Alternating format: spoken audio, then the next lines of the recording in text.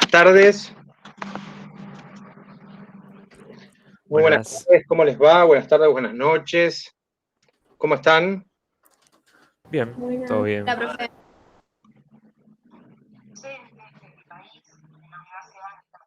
¿Me escuchan ahí ustedes? Sí, 10 puntos.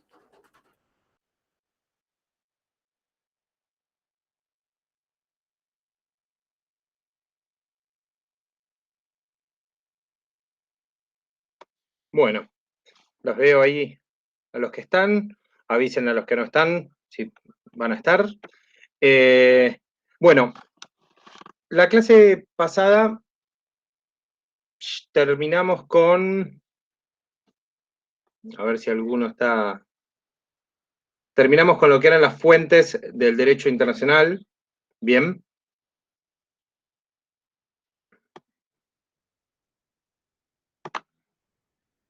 ¿Sí? Y de esa parte me quedaba lo que eran los sujetos, si no me equivoco. ¿Se acuerdan, no? De lo que les estoy hablando. Sí, hablamos de las fuentes y terminamos con, bueno, sí, una mención a lo que eran las costumbres. Y exactamente, bien. Costumbres, jurisprudencia, hicimos a todas las fuentes en realidad. Bien, muy bien. Lo que me quedaba pendiente de la clase pasada y antes de arrancar con lo que son los casos ius privatistas, bien, con elementos extranjeros, que era lo que teníamos para la clase de hoy, justamente es lo que tiene que ver con la norma indirecta. ¿Bien? ¿Alguno tuvo la oportunidad o alguna tuvo la oportunidad de leer sobre esto? ¿Alguien que quiera ayudarme a entrar en qué pasa con la norma indirecta? ¿Cuál es la problemática de este tipo de normativa? ¿Qué caracteriza?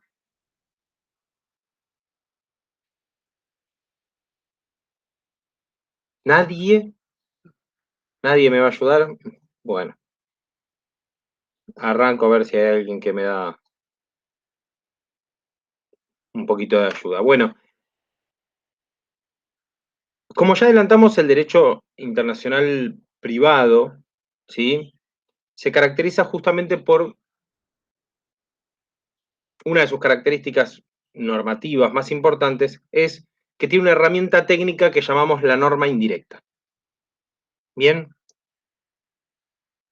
¿Por qué es indirecta? Bueno, porque como su nombre lo dice, no es directa. ¿Por qué? Bueno, porque justamente las normas, si la planteamos como que las normas vienen a solucionar conflictos, normalmente nosotros tenemos un conflicto y acudimos a una norma que nos dice qué pasa, ¿no? ¿Cómo lo resolvemos? Por ejemplo, si yo tengo un asesinato, voy a un artículo del Código Penal que me dice, el que matare a otro tendrá una pena de... Entonces, efectivamente, yo lo que digo es, bueno, entonces aplico el artículo tanto para resolver esta cuestión. Hasta ahí pareciera que la norma indirecta, perdón, la norma directa funciona. Pero el problema lo tengo, ¿sí? Cuando justamente una norma no aporta la solución, ¿sí? Sino que por el contrario me determina qué norma es la que sí lo va a solucionar.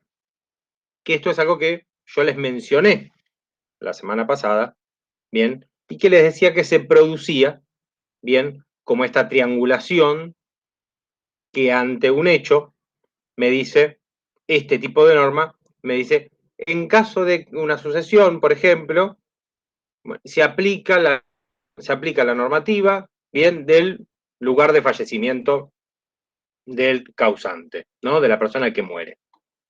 Entonces,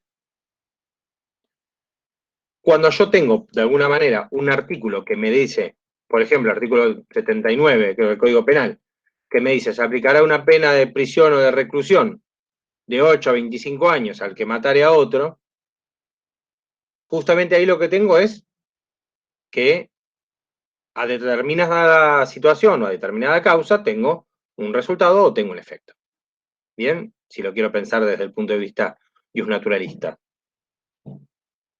En cambio, como decíamos recién, cuando yo tengo un antecedente que me va a decir, en vez de el que matare a otro, o se aplicará una pena, bien, o sea, lo que sería un antecedente y un consecuente jurídico, cuando yo tengo que una norma no me trae una solución, sino que me remite al ordenamiento que sí lo va a hacer, eso llamamos entonces la norma indirecta. A esa situación, a esa problemática también, ¿sí? Y esta problemática, justamente, o esta situación, esta remisión, se genera justamente a través de algo que llamamos puntos de conexión. Acá hacemos un circulito, ¿sí? O resaltamos la frase puntos de conexión. ¿Por qué? Porque justamente los puntos de conexión van a ser las referencias que nos van a permitir vincular el elemento de extranjería, ¿sí? Que encuentro en ese caso, ¿bien? Con el ordenamiento al cual me voy a tener que, de alguna manera, dirigir para poder solucionarlo. ¿Se entiende esto último? O sea, entre el hecho, la situación jurídica que tengo que resolver y el ordenamiento jurídico que se va a aplicar, ¿bien? Si yo tengo una norma directa, tengo el hecho, o la situación, o el conflicto, o lo que sea, y automáticamente tengo la solución que me da el ordenamiento jurídico, por ejemplo, local. En cambio, en el derecho internacional privado, lo que tengo es una situación, ¿sí? Con un elemento de extranjería, que me va a decir, bueno, por ejemplo, aplíquese la normativa argentina o la normativa de otro lugar. Entonces, yo me voy a dirigir a ese ordenamiento jurídico. Bien, a ese ordenamiento jurídico con todas sus fuentes. ¿Sí? Un poco lo que hablábamos la clase pasada. Bien, voy a hablar de la jurisprudencia de ese lugar. Bien. Estos puntos de conexión, ¿sí? Hay una manera de clasificarlos, ¿sí? Lo van a encontrar en el texto que está subido a la clase. Bien, que se caracterizan o se clasifican entre los puntos de conexión, los personales, los reales y los conductistas.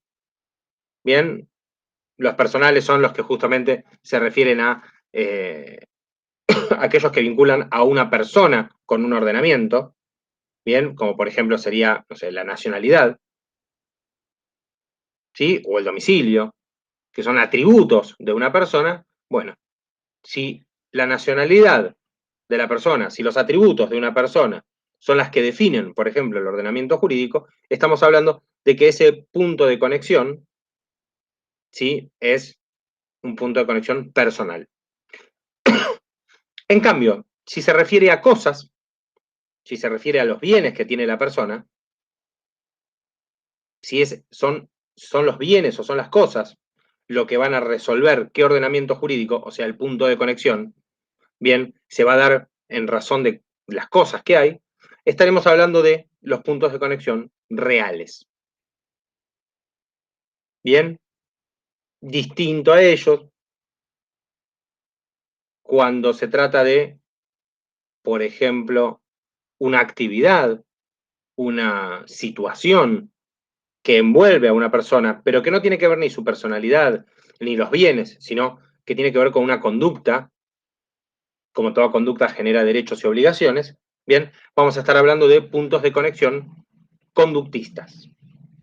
¿Sí? Esta clasificación, usted podría decirme, profesor, ¿para qué sirve esta clasificación? ¿O sirve para algo esta clasificación? Bueno, yo les diría que sirve más que para recordar la clasificación, sirve como para poder entender o para poder darme cuenta en cuando estoy en presencia de un caso ius privatista, bien, con elemento de extranjería,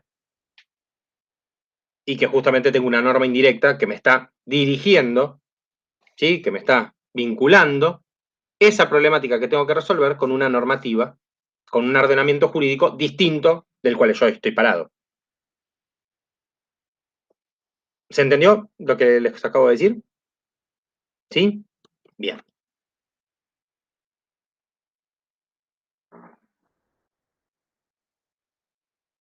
Pero después, con respecto a lo que es la norma indirecta, se pueden dar otra problemática, y con esa problemática o con esa conflictividad también me puede generar a mí una nueva clasificación, que está vinculada con esto. Cuando los puntos de conexión me refieren a un solo ordenamiento jurídico, ¿sí? Es cuando yo digo que ese único punto de conexión, bien,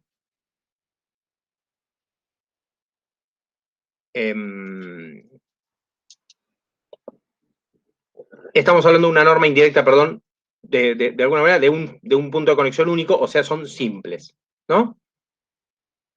Obviamente, si hay simples, significa que hay múltiples, ¿no? Que es cuando me puede dar la situación en la cual una norma contiene más de un punto de conexión.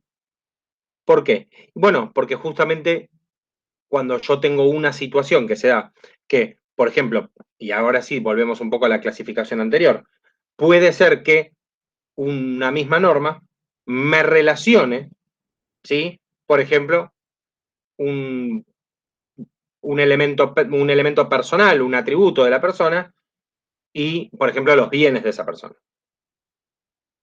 Habría que buscar igual, porque les estoy hablando muy por encima y no se me ocurre ningún ejemplo ahora, porque, por ejemplo, el de la sucesión es el último domicilio de la persona, eh,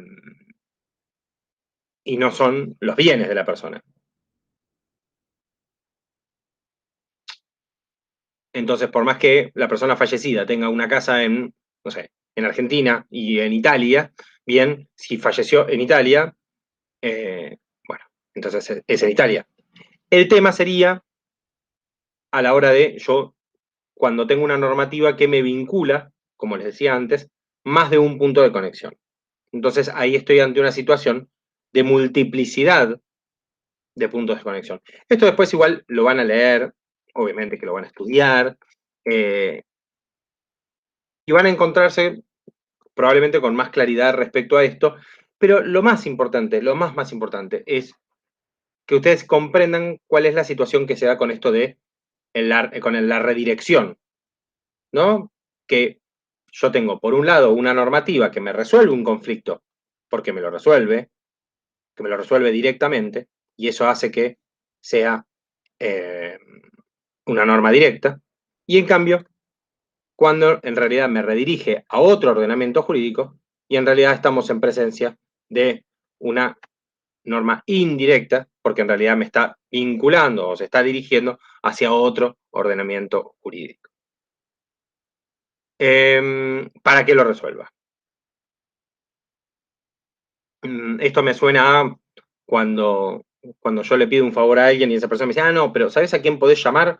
Podés llamar a esta persona que te puede ayudar. Y voy a decir, pero yo te pedí a vos. O sea, es como cuando le pedimos o llamamos a un plomero y nos da el teléfono a otro plomero, ¿no? Entonces es como decís, la solución era fácil, tenías que venir vos. Pero bueno, a veces pasa. O puede pasar también con un abogado o con cualquier otro. También puede pasar con no sé, un licenciado en comercio exterior. Bien, bueno, entonces, se da en muchas situaciones esto que, se puede decir, lo que parecía una solución directa, bien, después terminan apareciendo implicancias que nos llevan a, bueno, a efectivamente no poder solucionar las cosas de una manera directa y tener que dar intervención, se puede decir, a otra u otras personas. Bien, o a otra u otros, por ejemplo, ordenamientos jurídicos. Bien, esto en parte era una de las cosas que tenía pendientes de contarles de la clase pasada. Lo que tiene que ver con la unidad 2, ¿sí? Que es lo que hace a lo de hoy, tiene que ver con esto, tiene que ver con los elementos extranjeros, tiene que ver con la jurisdicción internacional, tiene que ver con el derecho aplicable y tiene que ver con la que llamamos la cooperación jurisdiccional internacional.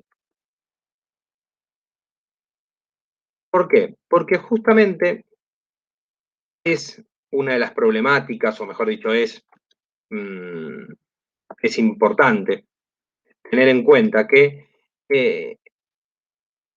lo que distingue a esta materia de otras, lo que distingue a esta temática de otras que tal vez, de otras cuestiones jurídicas que ustedes, por ejemplo, podrían haber visto en derecho comercial y demás, son justamente estos elementos que les conté recién. Bien, donde hay elementos que la distinguen, ¿sí? Cuando ustedes vieron derecho comercial, era todo derecho local, la jurisdicción era la misma, ¿sí? Era la jurisdicción local, justamente.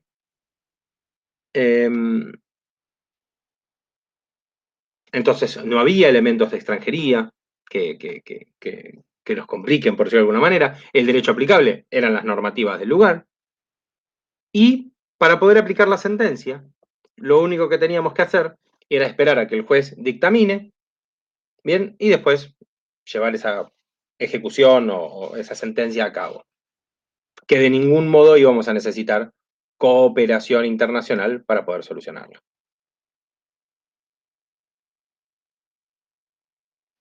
Bien.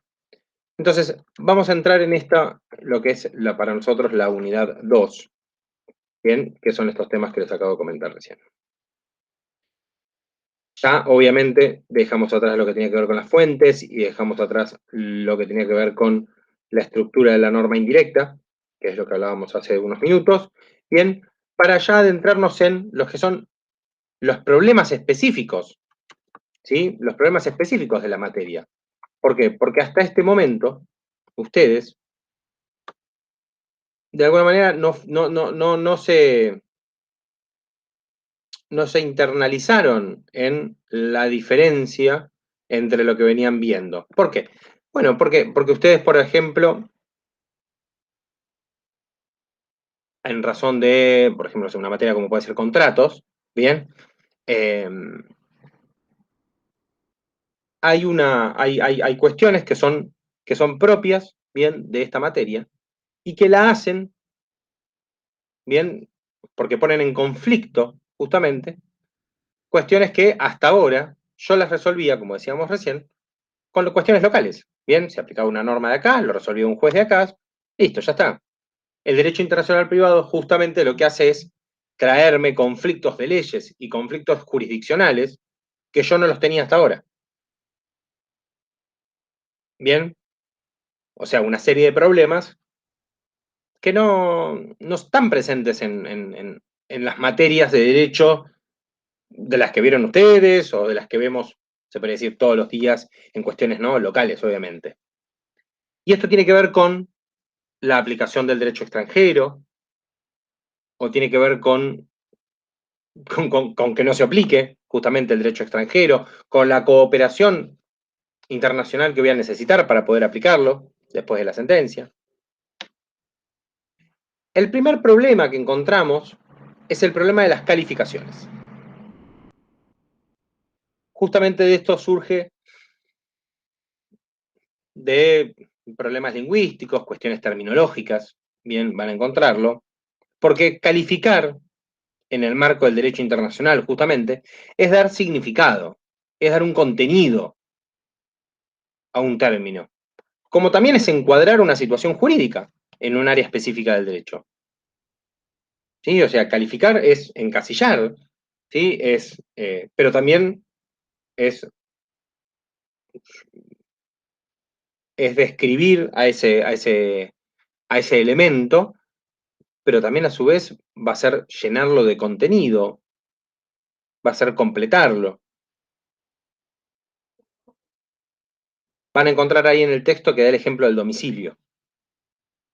Y justamente el domicilio es un instituto que está, o sea, que está presente en todos los ordenamientos jurídicos, ¿no? O sea, de todos los países, de todos los estados.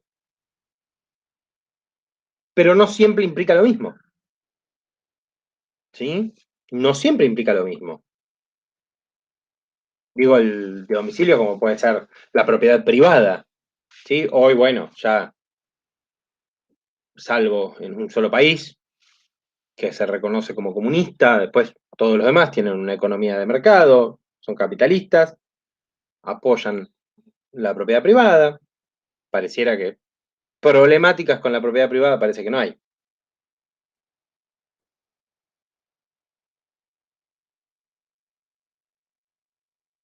Las calificaciones justamente surgen de una problemática respecto de lo que tiene que ver con las letras de cambio de Tennessee. Así que les recomiendo que lean eso en el texto porque les cuenta un poco la anécdota. Y justamente aclaramos esto, ¿no? Que dentro de lo que es la lógica del derecho internacional privado, la problemática de la normativa aplicable y la de la jurisdicción, justamente lo que conlleva es a la aplicación del derecho procesal de ese lugar. Los plazos, los tiempos, las metodologías. O sea que hasta capaz que nos podemos encontrar con tiempos judiciales más extensos que los nuestros. O sea, nos podemos encontrar con un ordenamiento jurídico peor o más denso todavía, ¿no? Para la resolución de los conflictos. Así que eso podría ser interesante.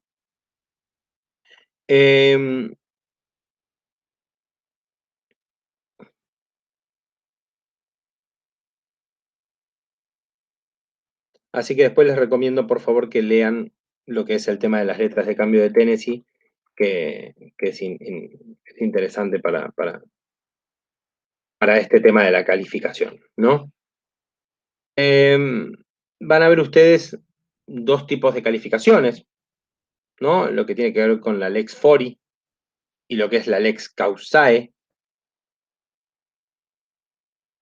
La Lex Fori, ¿no? Es justamente que respecto del propio juez, el propio juez donde ocurre el hecho, es el que está mejor preparado para llevar adelante lo que es la interpretación de lo que significan los términos, de lo que significa la normativa, que yo voy a terminar aplicando. O sea, justamente, si yo determino que la jurisdicción es una, pero el derecho aplicable, o sea, la normativa que voy a aplicar es otra, voy a estar en un conflicto, porque ese juez probablemente no tiene la experiencia y no tiene el conocimiento para darle, para aplicar, para hacer justicia en base a lo que es la normativa, bien, que yo tengo como normativa aplicable. Entonces, la Lex Fori justamente lo que me dice es esto. Tiene que ser el propio juez, por estar mejor preparado, para interpretar. ¿Por qué? Porque como yo les decía en la clase pasada, me puede quedar el escenario con que yo tengo la jurisdicción aplicable distinta, ¿sí? De países distintos, de la normativa en la cual voy a extraer qué derecho voy a aplicar. En cambio, la calificación, según la Lex Causae,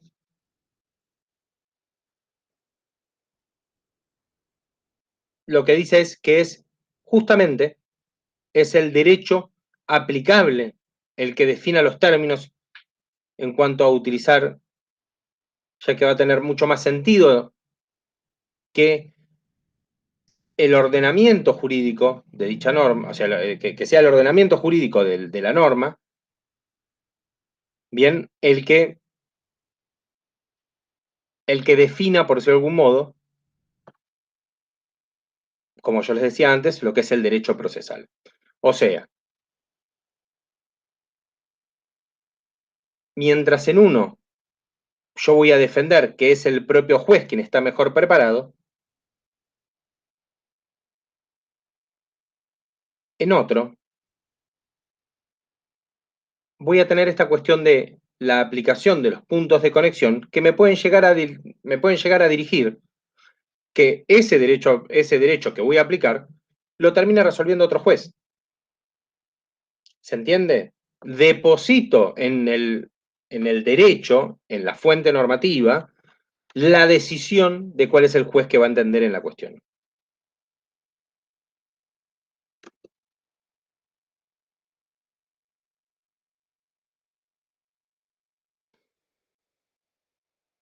Y por último, una última calificación, que son las calificaciones autárquicas, que son justamente las que están vinculadas a lo que son los tratados internacionales.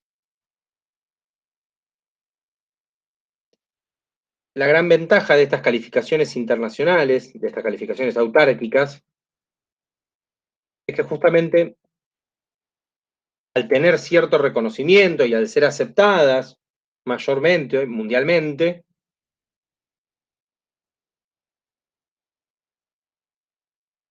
existen menos conflictos. Existen menos conflictos. Les hablé sobre las calificaciones. Y ahora me queda hablarles también sobre lo que llamamos la cuestión previa. La cuestión previa es una cuestión incidental, accesoria a la cuestión principal. El problema de la cuestión previa, ¿sí?, que no es el problema, sino que es incidental, es accesorio al problema,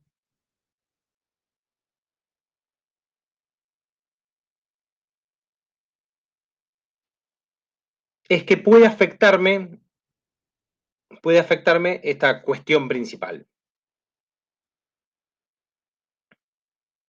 Bueno, en nuestro país no hay, por ejemplo, cuestiones respecto a lo que es la infidelidad, ¿no? Ahora con el tema del divorcio.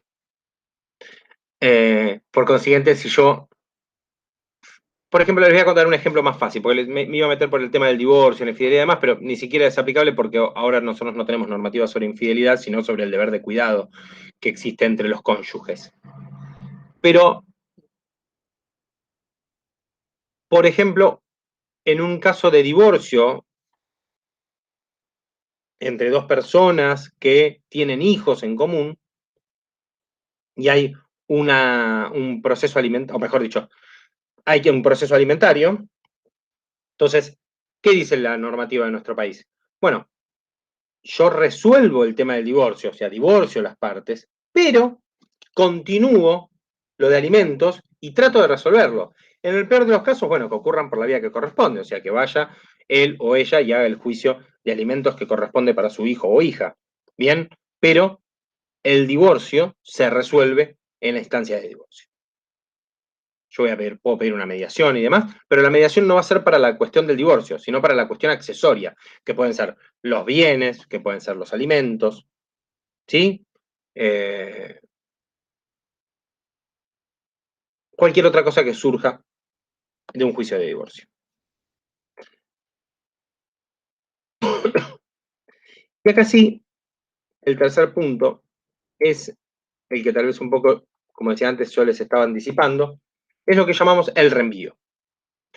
El reenvío es un problema que surge justamente como la consecuencia de la utilización de los puntos de conexión. ¿Y qué pasa?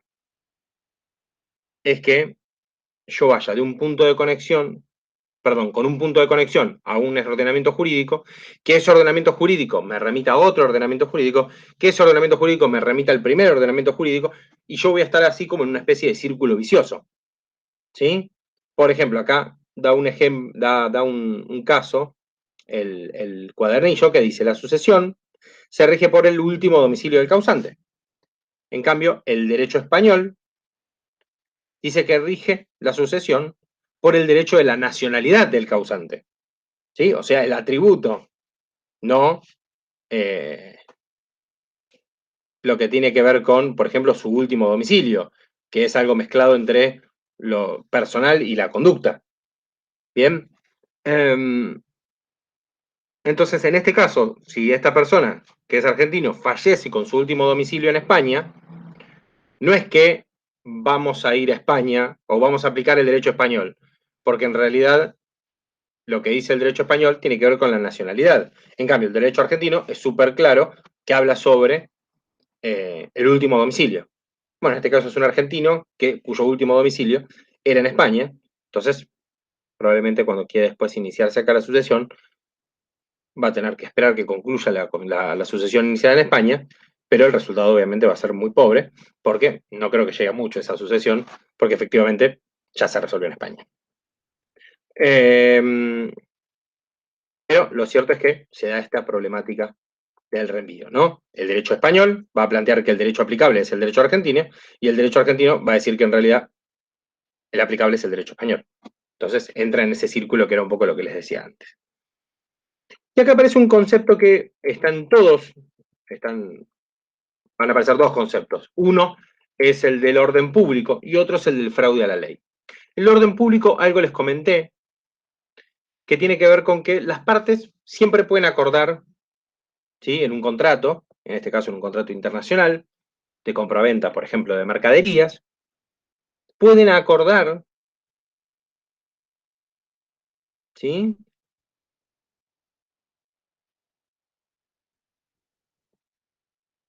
pueden hasta ponerse de acuerdo en quién va a solucionar un conflicto. Pero hay un límite. Y ese límite justamente es el orden público. El orden público es un conjunto de normas, ¿sí?, normas de policía, lo que decimos, ¿no?, y que justamente tienen por sí limitar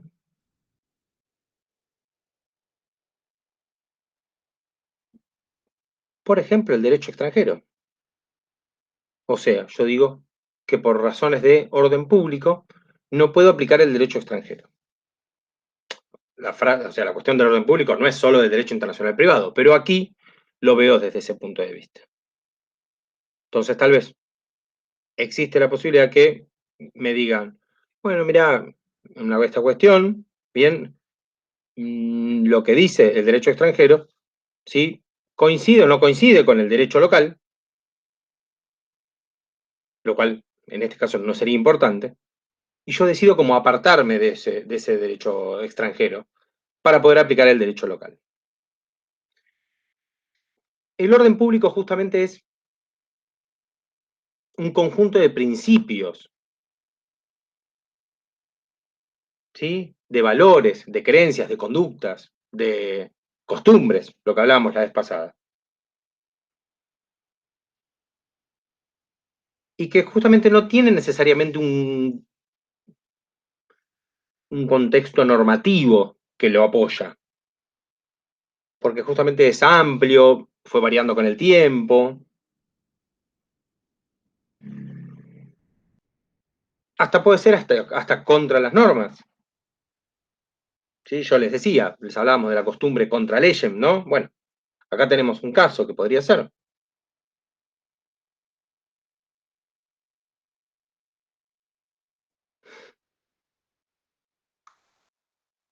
Bien.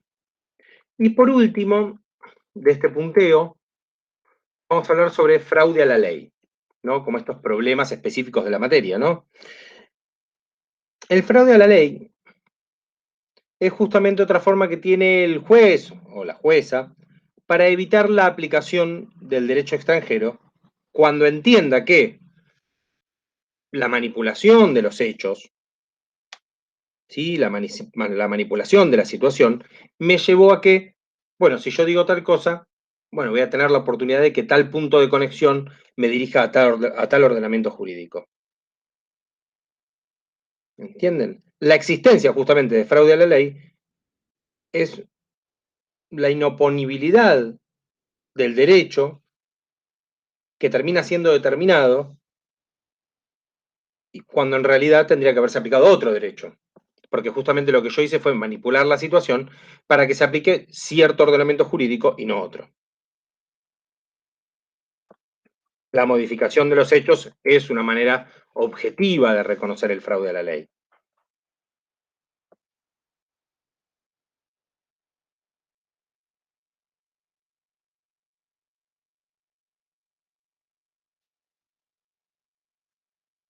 Bien. ¿Se entendió más o menos lo que estamos hablando? ¿Sí? Sí, ¿No sí, se sí. están quedando dormidos, nada? No, no, no. Yo voy leyendo también el PDF justo. Muy bien, Voy a irme echando. muy bien. Si bien la clase que viene vamos a ver otra cosa, tenemos una actividad, por consiguiente, vamos a ir avanzando con otras cuestiones. Es cierto que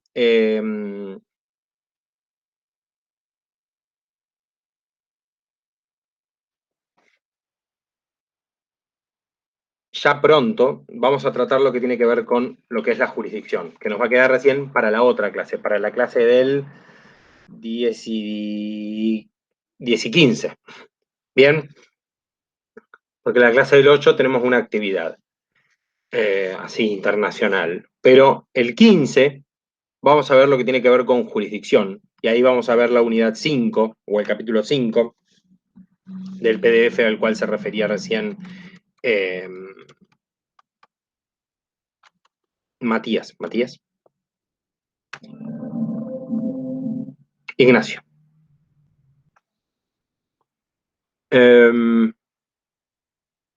¿Dudas, consultas de lo que hemos estado hablando?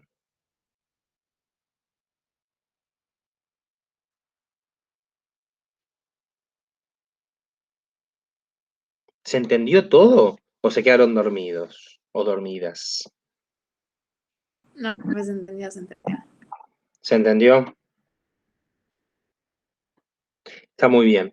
Esto, a ver, esto de los casos privatistas que teníamos para hoy, justamente está vinculado con lo que hablamos la clase del taller, ¿bien? Que es esto de el elemento de extranjería, la normativa que aplico, la jurisdicción, ¿bien? ¿Cómo hago para distinguir esos elementos de extranjería o esos elementos extranjeros que justamente me distinguen esta materia de las otras? ¿Está bien? Yo necesito que ustedes empiecen a profundizar ya sobre los temas. ¿Fechas tenemos ya? ¿No tenemos fecha de parcial todavía? Creo No que me yo fijé, la pero... sé. ¿Cómo? ¿Cómo? Ahí te digo, creo que yo la sé. Creo que es el 29 de septiembre, ¿puede ser? Puede ser, no lo vi Sí, yo. yo también tengo. Lo Bueno, está bien, saqué 29 de septiembre. de principio de año igual, no sé si seguirá igual, pero Claro. Ujú. Bueno, entonces, a ver, importante de esto sería nosotros estar más que al día con lo que las clases y lo que fuimos viendo hasta ahora. ¿Está bien? Eso significa que la clase del 15 es la penúltima antes del examen y la clase del 22 es la de repaso para el parcial. O sea, la que yo les decía recién, lo de jurisdicción, ¿sí? Es, si no me equivoco, sería el último tema que ingresa al parcial. ¿Está bien? A pesar de que yo quería que entre contratos, pero bueno, vamos a ver cómo hacemos, si llegamos o no con contratos. ¿Está bien? Pero contratos internacionales, concursos y quiebras, bien, si no lo dejamos directamente eso para el examen, para el segundo parcial, o para el final, mejor dicho. ¿Está bien?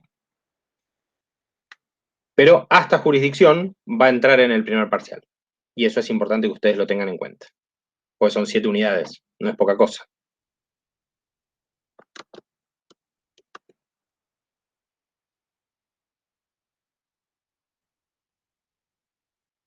¿Está bien?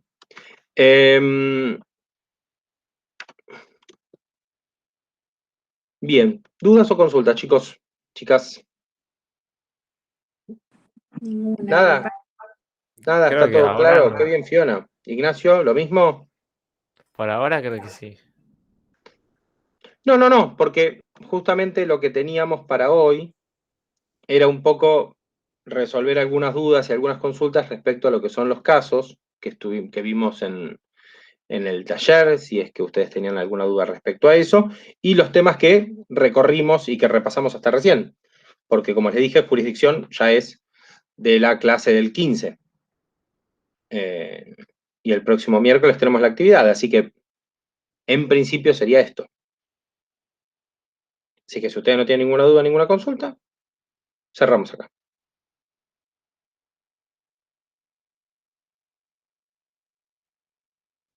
Se hace el silencio. Todo bastante claro. Perfecto, genial.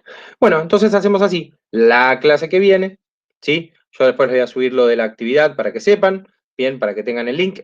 Van a tener el link, pero ustedes también les conviene conectarse por la aplicación para que eso les sume puntos y demás. Bien, es el próximo miércoles en el horario de clase, así que ustedes tienen que presentarse igual, solo que no es obviamente a través de este link de Google Meet. ¿Está bien? Bárbaro. Genial. Sí, sí. Buenísimo. Bueno, nos vemos entonces el miércoles que viene, que tengan una buena semana y hablamos. Nos Sí, vemos. saludos a los chicos Igualmente. que no estuvieron hoy. Nos vemos, hasta luego. Nos vemos. Chao, buena semana, profe. Buena semana. Chau, chau.